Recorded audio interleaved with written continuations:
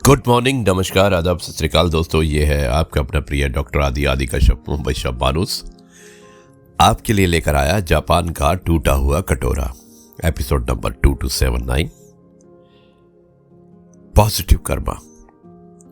दोस्तों, जापान के एक छोटे से गांव में केंजी नाम का एक गरीब कुम्हार रहता था। उसकी सबसे प्रिय वस्तु एक सुंदर मिट्टी का कटोरा था, जो उसके पिता की आखिरी निशानी थी। एक दिन काम करते समय वो कटोरा उसके हाथ से गिरकर टूट गया। केंजी बहुत दुखी हुआ। उसे लगा कि अब उसके पिता की याद भी उससे दूर हो गई। गांव के एक वृद्ध गुरु ने उसकी उदासी देखी और कहा कि टूटी हुई चीजें हमेशा बेकार नहीं होती। उन्होंने केंजी को जापान की प्रसिद्ध कला किंतसुगी के बारे में बताया, जिसमें टूटी हुई वस्तुओं को सोने से जोड़ा जाता था। केंजी ने टूटे हुए कटोरे के हर टुकड़े को बड़े धैर्य से जोड़ा, दरारों पर सोने की परत चढ़ाई और कुछ दिनों बाद वही कटोरा पहले से भी अधिक सुंदर दिखाई देने लगा।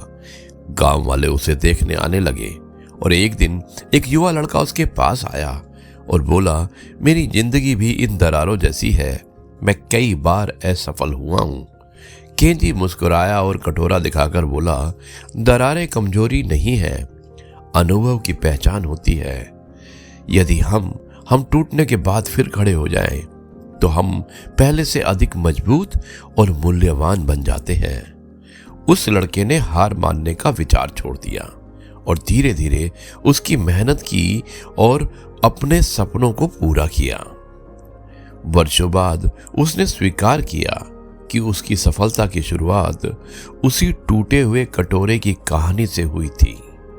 दोस्तों, जीवन में असफलताएं, नुकसान और संघर्ष हमें तोड़ सकते हैं, लेकिन यदि हम धैर्य, विश्वास और सकारात्मक सोच से स्वयं को फिर जोड़ लें, तो हमारी दरारें ही हमारी सबसे बड़ी ताकत बन जाती है। यही मैसेज था आज के इस जापान का टूटा हुआ कटोरा नाम की कहानी का, और मुझे उम्मीद है कि आपको यह कहानी पसंद आई होगी। अब मैं इस कार्यक्रम को यहीं पर समाप्त करता हूं और कल आपसे एक बार फिर से मुलाकात करूंगा कुछ नई बातों के साथ। तब तक के लिए आपसे कहता हूं, जय गुरु जी, शुक्राना गुरु जी।